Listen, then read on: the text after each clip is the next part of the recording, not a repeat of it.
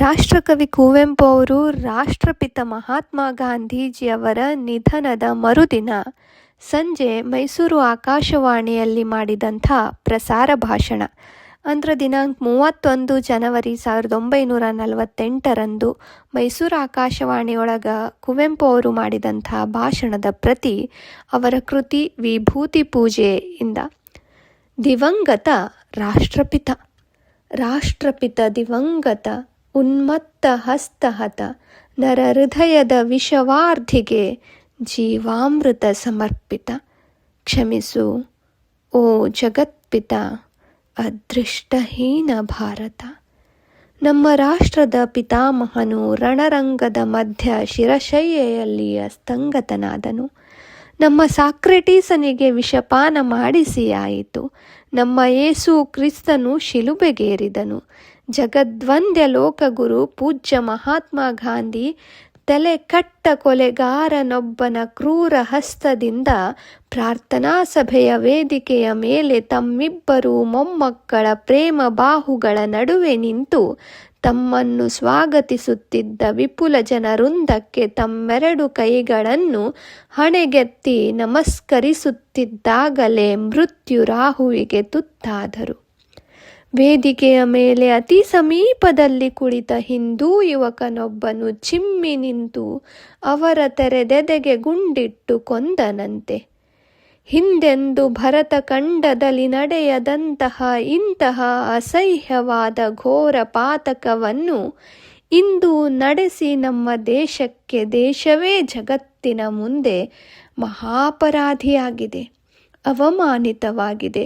ನಾವು ತಲೆ ಎತ್ತಿ ನಡೆಯದಂತಾಗಿದೆ. ನಮ್ಮ ದೇಶ ಲೋಕದ ತಿರಸ್ಕಾರಕ್ಕೂ ಶಾಪಕ್ಕೂ ಪಕ್ಕಾಗಿದೆ. ಈ ಪಾಪ ಕರ್ಮಕ್ಕೆ ತಕ್ಕ ತಪಸ್ಸೆಯಿಂದ ಪಶ್ಚಾತ್ತಾಪದಿಂದ ಪ್ರಾಯಶ್ಚಿತ್ತ ಮಾಡಿಕೊಳ್ಳದಿದ್ದರೆ ನಮಗೆ ಯೇಸು ಕ್ರಿಸ್ತನನ್ನ ಮೊಳೆ ಹೊಡೆದು ಕೊಂದ ಜನಾಂಗಕ್ಕಾಗಿರುವ ದುರ್ಗತಿಯೇ ಒದಗುತ್ತದೆಯೋ ಏನೋ ಎಂದು ಹೆದರಿಕೆಯಾಗುತ್ತಿದೆ. ಮತ್ತೇನಿದ್ದಿತ್ತು ನಾವು ಕೈಕೊಳ್ಳುವ ಪ್ರಾಯಶ್ಚಿತ್ತ? ಯಾವ ಮಹಾಪುರುಷನ ಪ್ರೇಮಮಯ ಹೃದಯವು ಗುಂಡು ತಗುಲಿ ಬಿರಿಯಿತೋ ಆ ಹೃದಯದ ಆಶೆ ಆಕಾಂಕ್ಷೆ ಆದರ್ಶಗಳನ್ನು ಅಚಂಚಲವಾದ ದೃಢತೆಯಿಂದ ಆಚರಿಸಿ ಸಾಧಿಸುವುದೊಂದೇ ನಮಗೆ ಮುಂದಿರುವ ಶ್ರೇಯೋ ಮಾರ್ಗ. ಶಿಲುಬೆಗೇರಿದ ಯೇಸು ಕ್ರಿಸ್ತನಿಗೆ ಕ್ಷಮಿಸು ತಂದೆ ಎಂದು ಮಾನವರ ಪರವಾಗಿ ಭಗವಂತನನ್ನೂ ಬೇಡಲು ಸ್ವಲ್ಪ ಪ್ರಜ್ಞೆಯಾದರೂ ಇತ್ತಂತೆ. ನಿನ್ನೆ ಮಡಿದ ನಮ್ಮ ಕ್ರಿಸ್ತನಿಗೆ ಅಷ್ಟಕ್ಕೂ ಅವಕಾಶ ಕೊಡದಷ್ಟು ಬೇಗನೆ ಪ್ರಜ್ಞೆ ಹೋಯಿತಂತೆ. ಆದರೂ ಆತನ ಮುಖಮುದ್ರೆ ಪ್ರಶಾಂತವಾಗಿ ಕ್ಷಮಾಶೀಲವಾಗಿ ಧ್ಯಾನಪೂರ್ಣ ಶಾಂತಿಯಿಂದ ತುಂಬಿ ಕ್ಷಮಿಸು ತಂದೆ ಎನ್ನುವಂತಿತ್ತೆಂದು ಆ ವರ್ಣನೆಯನ್ನು ಕೇಳಿದವರೆಲ್ಲರಿಗೂ ವೇದ್ಯವಾಗಿರಬೇಕು.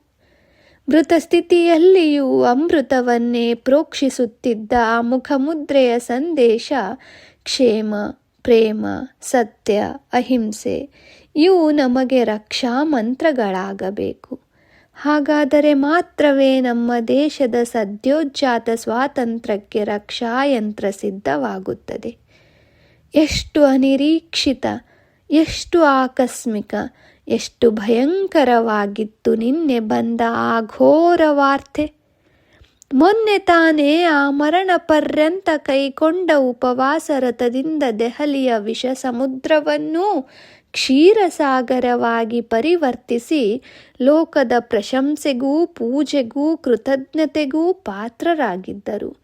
ಅಲ್ಲದೆ ನಮ್ಮೆಲ್ಲರಲ್ಲಿ ಮತ್ತೊಂದು ಹೊಸ ಆಶೆಯನ್ನು ಪ್ರಚೋದಿಸಿದ್ದರು. 125 ವರ್ಷದ ಹೊಂಗನಸು 78ಕ್ಕೆ ಬಿರಿಯುವಂತೆ ಮಾಡಿದ ಈಶ್ವರೆಚ್ಛೆಯ ಕಟುಲೀಲೆಗೆ ಏನು ಹೇಳುವುದು? ತಲೆಬಾಗಿ ಮೂಕರಾಗುವುದೊಂದೇ ದಾರಿ. ಆ ವಾರ್ತೆ ಕಿವಿಗೆ ಬಿದ್ದಾಗ ಜನ ನಕ್ಕು ಬಿಟ್ಟರು. ಅದನ್ನು ತಿಳಿಸಿದವರಿಗೆ ಛೀ ಮಾಡಿದರು. ಸತ್ತರೆಂದು ನಂಬುವುದಾದರೂ ಎಂತು, ಗುಂಡು ಬಿದ್ದು ಸತ್ತರೆಂದಾಗಲಂತೂ ಯಾರೂ ನಂಬದೇ ಹೋದರು. ಏನು, ಗಾಂಧೀಜಿಗೆ ಗುಂಡಿನೇಟು? ಅಸಾಧ್ಯ, ಅಸಂಭವ, ಅವಿವೇಕ, ಸುಳ್ಳು, ಖಂಡಿತ ಸುಳ್ಳು. ಆಕಾಶವಾಣಿ ಶೋಕ ವಾರ್ತೆಯನ್ನು ಮತ್ತೆ ಮತ್ತೆ ಒತ್ತಿ ಒತ್ತಿ ಹೇಳಿದಾಗ ನಂಬಲೇಬೇಕಾಗಿ ಬಂತು. ಹಾಗಂತೂ ಜನರಲ್ಲುಂಟಾದ ಕಳವಳ, ಭೀತಿ, ನಿರಾಶೆ, ಸಂಕಟ ಇವುಗಳನ್ನು ಹೇಳತೀರದು. ಬದುಕಿನ ಅರ್ಥವೇ ಇದ್ದಕ್ಕಿದ್ದಂತೆ ಶೂನ್ಯವಾದಂತಾಯಿತು. ಜೀವನದ ಪ್ರಯೋಜನವೇ ಕೊನೆ ಮುಟ್ಟಿದಂತೆ ತೋರಿತು. ಗಾಂಧಿ ಇಲ್ಲದ ಜಗತ್ತು ತೆಗೆ ಅದೆಲ್ಲಿಯ ಮಾತು. 2 ತಲೆಮಾರುಗಳಿಂದ ಪ್ರಪಂಚದ, ಅದರಲ್ಲಿಯೂ ಭರತ ಖಂಡದ ಬಾಳನ್ನೆಲ್ಲ ಆವರಿಸಿ ಉಸಿರನ್ನೆಲ್ಲ ತುಂಬಿ ಚೇತನಕ್ಕೆ ಶಕ್ತಿಯಾಗಿ, ಕಣ್ಣಿಗೆ ಬೆಳಕಾಗಿ, ದಾರಿಗೆ ಸಂಗಾತಿಯಾಗಿ, ಕಳೆಯನಾಗಿ, ನಾಯಕನಾಗಿ, ಸುಧಾರಕನಾಗಿ, ಮಾರ್ಗದರ್ಶಿಯೂ ಗುರುವೂ ಆಗಿದ್ದ ಗಾಂಧಿ ಇಲ್ಲದ ಜಗತ್ತೇ ಅದೊಂದು ಅಮಂಗಲ ವಿಪತ್ತು. ಉಳಿದವರ ಮಾತಿರಲಿ, ನೆಹರು, ಪಟೇಲ, ಆಜಾದ ಅಂಥವರಿಗೂ ಏನಾಯಿತೆಂಬುದನ್ನು ರೇಡಿಯೋದಿಂದ ಕೇಳಿದ್ದೇವೆ. ಭಾರತದ ಪ್ರಧಾನಿ ಮತ್ತು ಉಪಪ್ರಧಾನಿ ಇಬ್ಬರೂ ದೆಹಲಿಯಿಂದ ಮಾಡಿದ ಪ್ರಸಾರ ಭಾಷಣಗಳಲ್ಲಿ ತಮ್ಮ ಸಹಜ ಧೈರ್ಯವನ್ನು ಒತ್ತಿ ಮೀರಿ ಬಂದ ದುಃಖಾತಿಶಯಕ್ಕೆ ಗದ್ಗದ ಧ್ವನಿಯನ್ನು ನೀಡಿದುದನ್ನೆಲ್ಲ ನಾವು ಆಲಿಸಿ ಮರುಗಿದ್ದೇವೆ. ನಿಜ, ನಮ್ಮ ದುಃಖಕ್ಕೆ ತೀರವಿಲ್ಲ, ನಮ್ಮ ನಷ್ಟಕ್ಕೆ ಅಳತೆ ಇಲ್ಲ. ಎಂದೆಂದಿಗೂ ಪಡೆಯಲಾಗದ ಒಡವೆ ನಮ್ಮಿಂದ ಚ್ಯುತವಾಗಿದೆ. ನಮ್ಮ ಆಧ್ಯಾತ್ಮಿಕ ರಿಕ್ತತೆಯೋ ಪಾತಾಳದಂತೆ ಗಂಭೀರವಾಗಿದೆ, ಆಕಾಶದಂತೆ ವಿಸ್ತಾರವಾಗಿದೆ. ನಿನ್ನೆ ಸರ್ವದೇಶಗಳನ್ನೂ ನಗುವಂತೆ ಶ್ರೀಮಂತರಾಗಿದ್ದವರು ಇಂದು ಎಲ್ಲ ನಾಡುಗಳು ನಗುವಂತೆ ದಟ್ಟ ದರಿದ್ರರಾಗಿದ್ದೇವೆ. ಆದರೂ ಪಂಡಿತ ನೆಹರು ಅವರು ತಮ್ಮ ಭಾಷಣದಲ್ಲಿ ಹೇಳಿದಂತೆ ಕ್ಲೈಬಕ್ಕಿದು ಕಾಲವಲ್ಲ, ಅಧೈರ್ಯಕ್ಕಿದು ಕಾಲವಲ್ಲ, ಅವಕಾಶವಲ್ಲ, ಅಸ್ಥಿರತೆಗೆ ಸಮಯವಲ್ಲ. ಗಾಂಧೀಜಿಗಾಗಿ ನಾವು ಅಳಬೇಕಾಗಿಲ್ಲ, ನಮ್ಮ ದುರದೃಷ್ಟಕ್ಕಾಗಿಯಾದರೂ ಅಳುತ್ತಾ ಕೂರುವುದು ಅವಿವೇಕವೇ. ಈಶ್ವರನ ಲೀಲೆಯಲ್ಲಿ ಇಂತಹ ಘಟನೆ ಮೊದಲನೆಯದಲ್ಲ ಎಂದು ತೋರುತ್ತದೆ. ಶ್ರೀಕೃಷ್ಣನು ಎಂತಹ ದುರಂತ ಸನ್ನಿವೇಶದಲ್ಲಿ ಮೃತನಾದನೆಂಬುದನ್ನು ಊಹಿಸಿಕೊಳ್ಳಿ. ಶ್ರೀರಾಮಚಂದ್ರನಿಗೆ ಕೊನೆ ಬಂದ ಪರಿಯನ್ನು ನೆನೆಯಿರಿ. ಶ್ರೀಕ್ರಿಸ್ತ ಎಂತಹ ದುರ್ಮರಣಕ್ಕೀಡಾದ ಎಂಬುದನ್ನು ಪರ್ಯಾಲೋಚಿಸಿ. ನಮಗೆ ಅನರ್ಥವಾಗಿ ತೋರುವುದು ಈಶ್ವರನ ಸಮಷ್ಟಿ ದೃಷ್ಟಿಗೆ ಅರ್ಥಪೂರ್ಣವೂ ಸಾರ್ಥಕವೂ ಆಗಿರಬಾರದೇನು? ಮಹಾತ್ಮರೇ ಹೇಳುತ್ತಿದ್ದರು, ನನ್ನನ್ನು ಕೊಲ್ಲುವ ಸಾಮರ್ಥ್ಯ ಈಶ್ವರನೊಬ್ಬನಿಗೇ ಇದೆ ಎಂದು. ಕೊಂದವನು ಯಕಶ್ಚಿತ್ ಮನುಷ್ಯನಾದರೂ ಅಲ್ಲಿಯೂ ರುದ್ರನ ಹಸ್ತವನ್ನು ಕಾಣಬಹುದು. ಸರ್ವಮಂಗಲ ನಿಧಿಯಾದ ಭಗವಂತನ ಇಚ್ಛೆಯಲ್ಲಿ ಶ್ರದ್ಧೆ ಇಟ್ಟು ಸಮಾಧಾನ ತಂದುಕೊಂಡು ಮುಂದಿನ ಕಾರ್ಯಕ್ಕೆ ಸೊಂಟ ಕಟ್ಟಿ ನಿಲ್ಲಬೇಕು. ಆತ್ಮದ ಅಮೃತತ್ವದಲ್ಲಿಯೂ ಅವತಾರಗಳಲ್ಲಿಯೂ ಜನ್ಮಾಂತರ ಮತ್ತು ಪುನರ್ಜನ್ಮಗಳಲ್ಲಿಯೂ ಶ್ರದ್ಧಾಳುಗಳಾದ ನಮಗೆ ಪೂಜ್ಯ ಗಾಂಧೀಜಿಯ ದೇಹಾವಸಾನವು ಪುನರುತ್ಥಾನಕ್ಕೆ ಪ್ರಚೋದನವಾಗಬೇಕು. ಸ್ಥಿತಪ್ರಜ್ಞರಾದ ಗಾಂಧೀಜಿ ಮೃತರಾದರು ಎಂಬುದು ಲೋಕೋಪಚಾರದ ಮಾತು, ನಿಜವಲ್ಲ. ಏಕದೇಹಸ್ಥವಾಗಿದ್ದ ಚೇತನ ಈಗ ಸರ್ವತ್ರವಾಗಿದೆ. ಆ ಶಕ್ತಿಗೆ ಅಂತ್ಯವಿಲ್ಲ. ಕಾಲ ಕಳೆದಂತೆಲ್ಲ ಅದು ಬಹುಗುಣಿತವಾಗುತ್ತಾ ಹೋಗುತ್ತದೆ.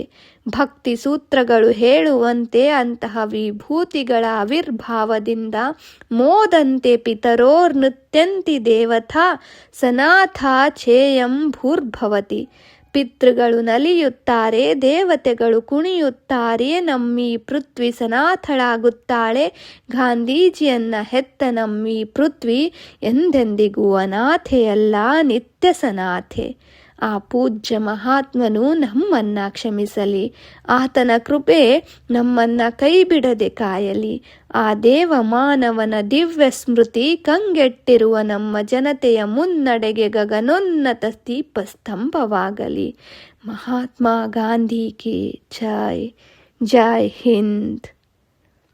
ಇದು ಕುವೆಂಪು ಅವರು ಗಾಂಧೀಜಿಯವರ ಮರಣದ ಮರುದಿನ ಮಾಡಿದ ಭಾಷಣದ ಪ್ರತಿ, ಅವರ ವಿಭೂತಿ ಪೂಜೆ ಕೃತಿಯಿಂದ.